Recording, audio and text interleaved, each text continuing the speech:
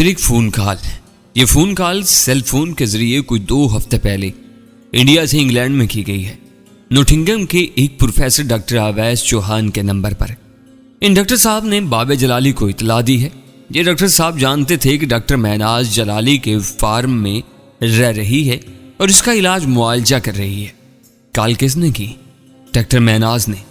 Professor doctor Chauhan Pakistani ہے اور اس medical college میں پڑھاتے رہے ہیں جہاں سے ڈاکٹر مہناز نے MBBS کیا تھا.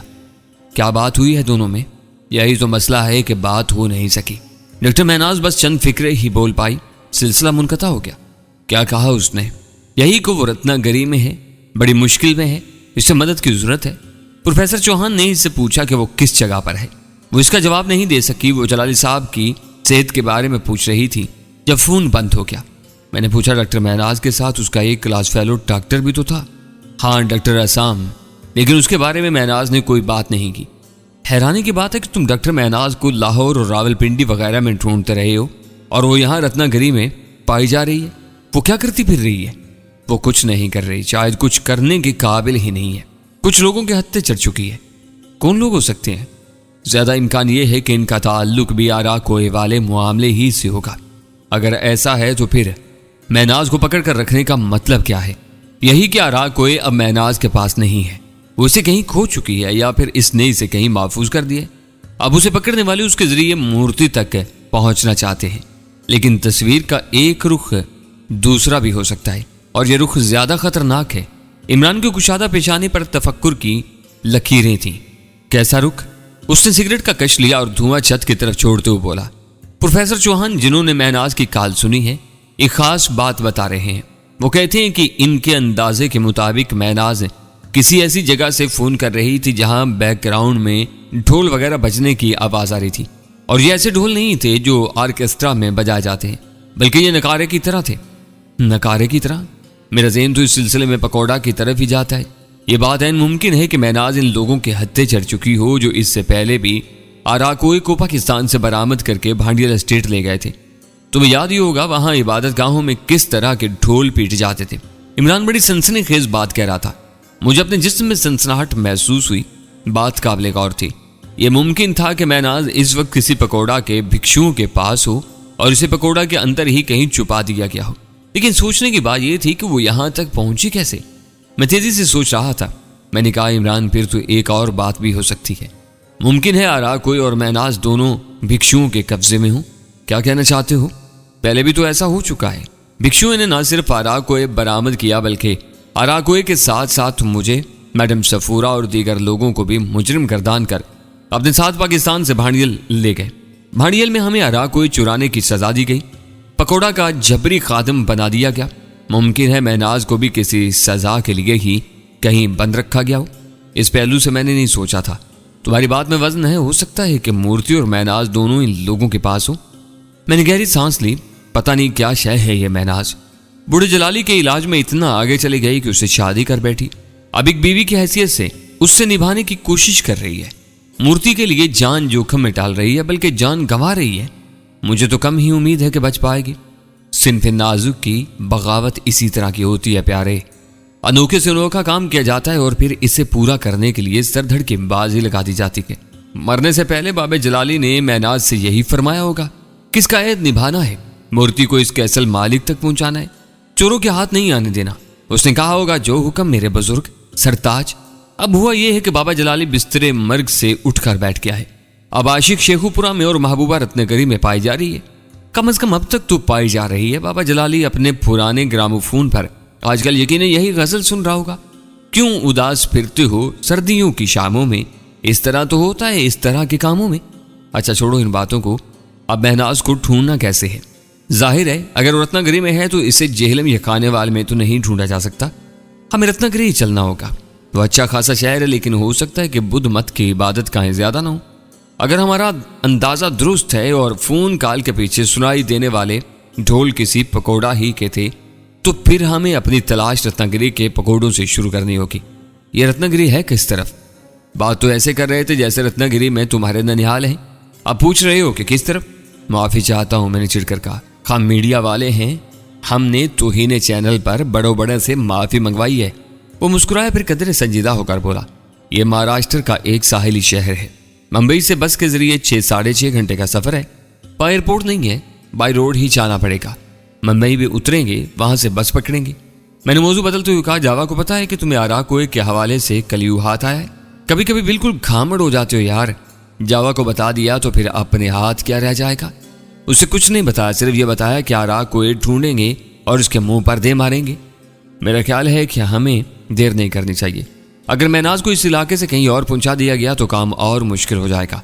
میں دیر نہیں کرتا، ہمارے خاندان میں دیر کرنے کا رواج ہی نہیں ہے، ہم ہر کام میں جلدی کرتے ہیں، بلکہ میرے ایک تایا تو اتنے پھرتیلے تھے کہ رکشے ہی میں پیدا ہو گئے تھے۔ زبردست، انہوں نے اپنی شادی کا بھی انتظار کیا تھا یا نہیں؟ بکواس نہ کرو، دراصل ان پر اپنے یار نیپولین کے خیالات کا بڑا اثر تھا، وہ بھی ہر کام میں بڑی چھیتی کرتا تھا۔ تاریخ کی کتابوں میں لکھا ہے کہ نیپولین اپنے بڑے بھائی سے پہلے ہی پیدا ہو گیا تھا، اس وجہ سے دونوں بھائیوں میں آخر تک جھگڑا رہا۔ جھگڑا بڑھ جاتا تھا تو دادا جی ان کی صلح کراتے تھے، اس صلح کی خوشی میں اکثر نرالے کی مٹھائی کھائی جاتی تھی، یعنی اس زمانے میں بھی نرالے کی مٹھائی تھی۔ کھوتے جو لوگ وقت سے آگے ہوتے ہیں وہ سب کچھ کر سکتے ہیں، تم نے خود ہی تو ذکر کیا تھا ابن صفی صاحب کا۔ دیکھو محترم نے میرے پیدا ہونے سے پہلے ہی مجھ سے ملتا جلتا کردار تخلیق کر لیا تھا نا۔ چلو اٹھو، اب تم خود دیر کر رہے ہو۔ اس نے ویٹر کو فراق دلی سے 1000 روپے کی ٹپ دی اور ہم اٹھ کر باہر گاڑی میں آ بیٹھے۔ اگلے روز ہمارا سفر فرید کوٹ سے شروع ہوا، بذریعہ سڑک ہم دہلی پہنچے۔ پریم چوپڑا بنفس نفیس ہمارے ساتھ تھا، وہ ہمیں ہر قسم کی سہولت فراہم کر رہا تھا۔ ہمارے ٹکٹ تیار تھے، چوپڑا نے ہمیں سی آف کیا، ہمارے بس میں ہوتا تو اسے سی آف کرتے اور عدم آباد کے لیے روانہ کر دیتے۔ اس خبیث نے آشا کور کو بے آبرو کیا تھا، بعد ازاں وہ جاوا کے ہاتھوں موت کے گھاٹ اتر گئی تھی، لیکن ابھی ہم اس کی طرف آنکھ اٹھا کر بھی نہیں دیکھ سکتے تھے۔ چوپڑا پر اکثر لوگوں کو فلمی پریم چوپڑا ہی کا شبہ ہوتا تھا، وہ مڑ مڑ کر اس کی طرف دیکھتے تھے اور شاید حیران بھی ہوتے تھے کہ یہ بوڑھا ولن پھر سے جوان کیسے ہو گیا۔ وہ اس صورتحال سے لطف اٹھاتا تھا۔ ہم دہلی ایئرپورٹ سے دوپہر کے وقت اڑے اور ممبئی میں پہنچے تو شام گہری ہو چکی تھی۔ فضا سے ممبئی کا نظارہ دل فریب تھا، بحر ہند کے کنارے دور تک یہ روشنی اور رنگوں کا شہر پھیلا ہوا تھا۔ اس شہر میں سب رنگ تھے، غلیظ بستیاں بھی تھیں اور عالیشان محلات بھی۔ یہاں گندی نالیوں میں کیڑوں کی طرح رینگتے ہوئے لوگ بھی تھے اور شان و شوکت کی اونچی مسندوں پر بیٹھے ہوئے بڑے بڑے سپر سٹار بھی۔ یہ انڈیا کی فلم نگری تھی، تضادات سے بھری ہوئی اور گلیمر میں لتھڑی ہوئی، اور ہم یہاں لینڈ کر رہے تھے، میں اور عمران دانش۔ ایک ایسا مشن ہمارے سپرد تھا جو کچھ لوگوں کو اراکوئے کی صورت میں بے انتہا دولت دے سکتا تھا، اور جس کی کامیابی کئی بین الاقوامی تالے آزماؤں میں تہلکہ مچا سکتی تھی۔ گوشت کے پہاڑ ریان ولیم جیسے وہ سب لوگ جو اراکوئے کے پیچھے تھے اور سر دھڑ کی بازی لگائے ہوئے تھے، بڑے بڑے ڈان، گینگسٹر، جواری اور فتنہ ساز، یہ لوگ آرٹ کے اس نادر نمونے کے پیچھے دیوانے ہو رہے تھے۔ اس نمونے کی خاص شہرت اس کی طلب میں مزید شدت پیدا کر رہی تھی۔ پانڈیل اسٹیٹ میں ہمیں بتایا گیا تھا کہ اراکوئے کا مطلب وہ مورتی ہے جو اپنی حفاظت خود کرتی ہے اور ان لوگوں کی حفاظت بھی کرتی ہے جن کے پاس ہوتی ہے۔ اس حوالے سے دوسری جنگ عظیم کے کچھ واقعات بھی بڑے وثوق سے بیان کیے جاتے تھے۔ عمران سارے راستے چمکیلی ساڑی والی انڈین ایئر ہوسٹس سے آنکھیں لڑاتا رہا، اور مجھے ہر گھڑی یہ دھڑکا لگا رہا کہ وہ سخت ڈانٹ کھائے گا، لیکن خیریت گزری۔ ممبئی کے چتراپتی ایئرپورٹ پر ہمارا استقبال جاوا ہی کے ایک سوٹڈ بوٹڈ کارندے نے کیا۔ ہم ایک شاندار گاڑی میں ایک 5 سٹار ہوٹل میں پہنچا دیا گیا۔ ہوٹل کے شاندار سویٹ میں پہنچ کر عمران نے ٹائی اتار کر ایک طرف پھینکی اور قمیض کے بٹن کھول کر گداز بستر پر گر پڑا۔ یہاں ہماری سہولت کا ہر سامان موجود تھا، وارڈروب میں کپڑوں کے کئی جوڑے اور سلیپنگ گاؤن وغیرہ آویزاں تھے۔ ایک طرف 2 بڑے شولڈر بیگ رکھے ہوئے تھے۔ میں نے ایک بیگ کی زپ کھولی، سب سے پہلے نگاہ ایک زبردست پسٹل اور اس کے میگزینز پر پڑی۔ پسٹل کا ایک شاندار سائلنسر بھی دکھائی دیا، فالتو ایمونیشن بھی موجود تھا، اس کے علاوہ بھی کئی چیزیں تھیں، دستانے دھوپ کا چشمہ، پی کیپس، ٹارچ، ٹیلی اسکوپ، ڈیجیٹل کیمرہ وغیرہ۔ عمران نے اپنے پسندیدہ برانڈ کا سگریٹ سلگایا اور اپنی ٹھوڑی کا گڑا کھجاتے ہوئے بولا، سچ بتاؤ جگر، اس وقت ہم جیمز بانڈ نہیں لگ رہے؟ ایک خطرناک مشن پر ممبئی میں وارد ہوئے ہیں۔ جیمز بانڈ واحد ہے، جمع نہیں۔ میں نے کہا، یار واحد ہی سمجھو، تم تو کسی گنتی ہی میں نہیں ہو، بس تمہاری عزت بڑھانے کے لیے تمہیں ساتھ ساتھ لیے پھرتا ہوں۔ تو ٹھیک ہے، میں چلتا ہوں۔ میں اٹھ کھڑا ہوا۔ ارے یہ غضب نہ کرنا، یہ ممبئی ہے پیارے، بچے راستہ بھول جاتے ہیں، بلکہ جوان اور بوڑھے بھی بھول جاتے ہیں۔ ایسی کافر حسینائیں ہیں یہاں جو بندے کو چٹکیوں میں اڑاتی ہیں اور منٹوں میں اس کی مت مار کر اسے بیڈ روم تک پہنچا دیتی۔ खबरदार होशियार, ये मुंबई है मेरे जिगर पारे, मुंबई। लेकिन जेम्स बॉन्ड जी, हम मुंबई में तो नहीं आए, रत्नागिरी जाना है हमें। मगर आज की रात तो मुंबई ही में गुजरेगी ना यार। मुस्तकबिल के बजाय हाल पर, बल्कि किसी अच्छे डांसिंग हाल पर नजर रखनी चाहिए। तुम रखो नजर, मैं तो सोने लगा हूँ, बशर्ते कि तुम मजीद बकवास न करो। मेरा ख्याल है कि सरवत की याद सताने लगी है। इस शहर की आबो हवा ही ऐसी है। चलो फोन कर लो उसे। नहीं, अब सुबह ही करूंगा। अच्छा तो मैं कर लूं? किसको? यार चंद एक फरिश्ते हैं यहाँ, तुम इनको मेरे मुअक्कल भी कह सकते हो। इनको जरा हरकत में लाना है। इसके बाद वो फोन करने में मसरूफ हो गया। उसने मुंबई में और रत्नागिरी में 4-5 बंदों को फोन किया। उसकी बातों से मालूम हुआ कि ये लोग हमसे पहले ही रत्नागिरी पहुंच चुके हैं और अपने काम में मसरूफ हो गए हैं। इनमें से एक बंदे का नाम शेखर भी था और यकीनन ये मकामी ही होगा। इमरान ने शेखर के साथ भी बेतकल्फी से बातचीत की और अंदाजा हुआ कि वो उसे पहले से जानता है। उसने गुफ्तगू खत्म की तो मैं उठकर बैठ गया। मैंने कहा, इमरान आज मुझे एक बात बताओ। मुझे इतना अरसा हो गया तुम्हारे साथ रहते हुए, लेकिन मुझे अभी तक ये पता नहीं चला कि तुम्हारे लिए कौन लोग काम करते हैं। क्या मतलब? यही कि ये तुम्हारे मुअक्कल कहाँ कहाँ पाए जाते हैं। मैं तो इनमें से सिर्फ 2-4 ही को जानता हूँ। एक ये जिलानी, उसके अलावा इकबाल, इम्तियाज और शाहीन वगैरह।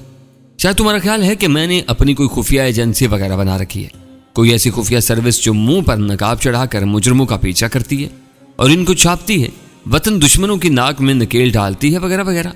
ऐसा कुछ नहीं है यार, बस अपने यार दोस्त हैं, ताल्लुक वाले हैं, जो जरूरत पड़ने पर मेरी मदद करते हैं। मैं वक्त पड़ने पर उनकी मदद करता हूँ। लेकिन ये लोग तो हर जगह मौजूद हैं, ऑस्ट्रिया में, इंग्लैंड में, और अब पता चल रहा है कि इंडिया में भी।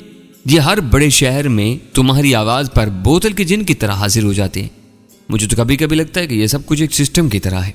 सिस्टम यही है जो मैंने तुम्हें अभी बताया है। तुम दूसरों की मदद करो, वो तुम्हारी मदद करेंगे।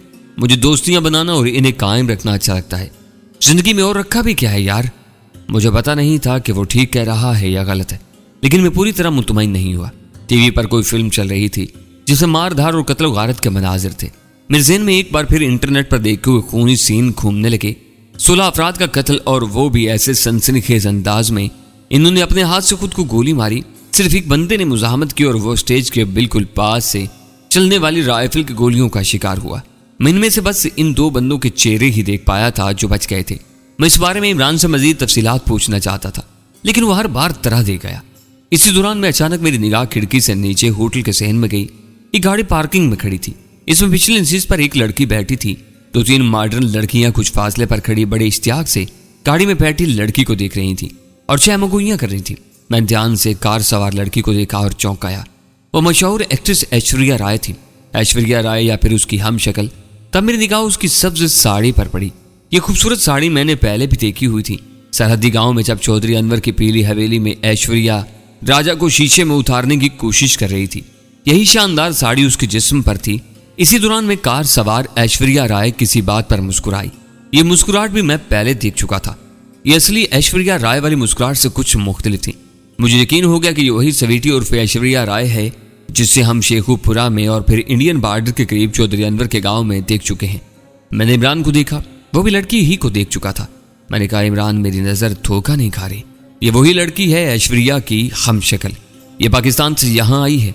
इमरान ने जल्दी से अपना बैग खोला, इसमें से टेलीस्कोप निकाली। वो बड़े ध्यान से लड़की को देखने लगा, फिर उसने टेलीस्कोप मेरी तरफ बढ़ाई। मैंने फोकस दुरुस्त करके देखा। वो अब मोबाइल फ़ोन सुन रही थी। उसके चेहरे पर चमक थी। मुझे 100% से यकीन हो गया कि ये वही स्वीटी है जो चावा और सुल्तान चिट्टे के साथ थी। मैंने इमरान को इस बारे में बताया। वो तेज़ी से उठ खड़ा हुआ। उसने अपना शोल्डर बैग कंधे से लटकाया और बोला, आओ इसका पता करें। उसने मुझे कुछ कहने का मौका ही नहीं दिया। मेरा बाजू पकड़ा और करीबन खींचता हुआ स्विच में से निकला। हम फर्स्ट फ्लोर की सीढ़ियां फलांगते हुए नीचे पहुंचे। जिस गाड़ी में हमें होटल पहुंचाया गया था वो यहीं पार्किंग में मौजूद थी और उसकी चाबी इमरान के पास थी। हम गाड़ी तक पहुंचे और उसे कुछ आगे ले आए। स्वीटी उर्फ ऐश्वर्या वाली सफ़ेद गाड़ी अब हरकत में आ चुकी थी। ताहम खुशकिस्मती से ज़्यादा दूर नहीं गई थी। सफ़ेद गाड़ी सड़क पर पहुंची और फिर ट्रैफिक के सैले रवा में शामिल होगी। हम उसके पीछे थे और अपने ताक़ुब से बाखबर रहने की कोशिश भी कर रहे थे। जल्दी हमें अंदाज़ा हो गया कि हमारा ताक़ुब नहीं हो रहा। बस ये खतरा था कि हम रश में सफ़ेद गाड़ी को कहीं खो न दें। लेकिन ताक़ुब करने वाला इमरान था। इसकी उकाबी नज़र और ड्राइविंग में उसकी चाबक दस्ती से बचना आसान नहीं था।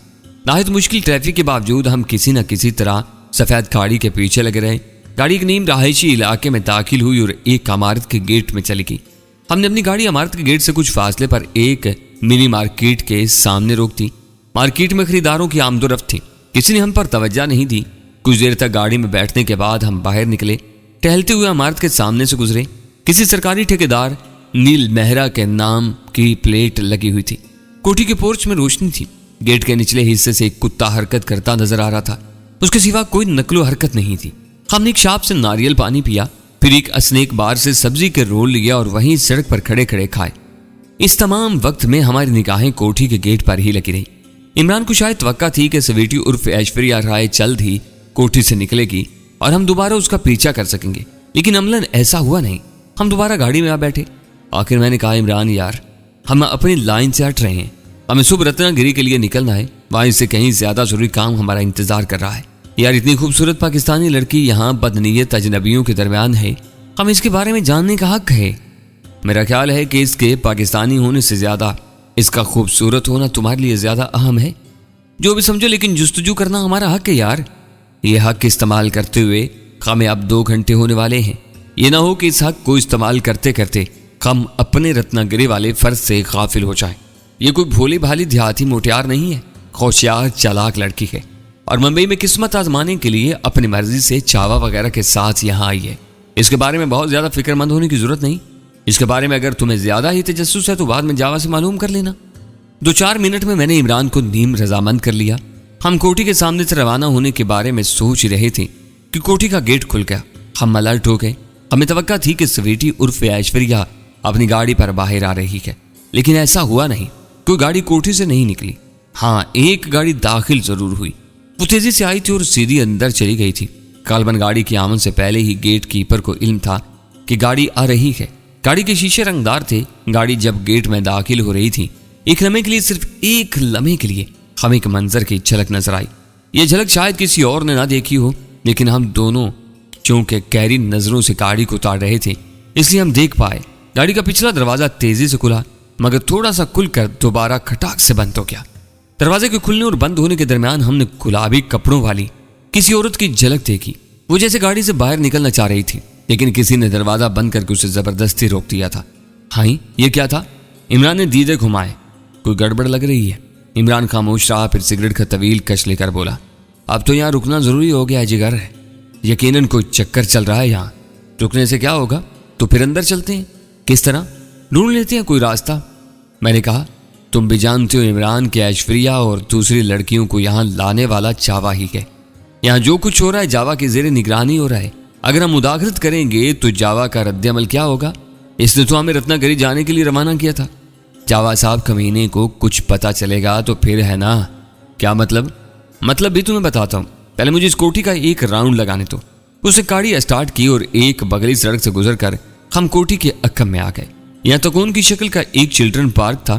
پارک میں لائٹس کا انتظام نہیں تھا اور وہ سنسان پڑا تھا۔ کوٹھی کی ایک بھی دیوار پارک کی دیوار سے ملتی تھی۔ عمران نے اچھی طرح جائزہ لیا، پھر بولا، چلو اندر گھستے ہیں۔ مگر کس طرح یار؟ ہے سلمانی ٹوپی پہن کر ہم کسی کو نظر نہیں آئے گے۔ اسے شولڈر بیگ کی زپ کھولی، اس میں سے جدید پسٹل نکالا، اس پر سائلنسر فٹ کیا اور 2 فالتو میگزین جیب میں رکھ لیے۔ تب اس نے بیگ کے اندر ہی سے 2 نقاب نکالے۔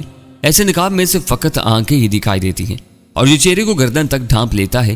یہ اسکائی ماسک بڑے باریک مٹیریل کے بنے ہوئے تھے۔ ان میں 3 سوراخ بنے ہوئے تھے۔ عمران نے بتایا تھا کہ انہیں 3 ہول بالاک لاوا بھی کہا جاتا ہے۔ عمران نے نقاب چڑھایا اور پھر میرے چہرے پر بھی چڑھا دیا۔ یہ تجربہ زندگی میں پہلی بار ہو رہا تھا۔ ہم کار کو لاگ کر کے اترے۔ دیوار 10 فٹ کے قریب بلند تھی۔ عمران کو اس پر چڑھنے میں کوئی دشواری پیش نہیں آ سکتی تھی۔ اس نے پہلے مجھے ہاتھ کا سہارا دے کر اوپر چڑھایا، پھر خود چڑھایا۔ ہم بے آواز اندر کے گراسی لان میں کودے۔ اچانک اندھیرے میں ایک سایہ حرکت کرتا نظر آیا۔ میرا دل اچھل کر رہ گیا۔ ہم کوٹھی میں موجود السیشن کتے کو فراموش کر چکے تھے۔ کم از کم میں تو فراموش کر چکا تھا۔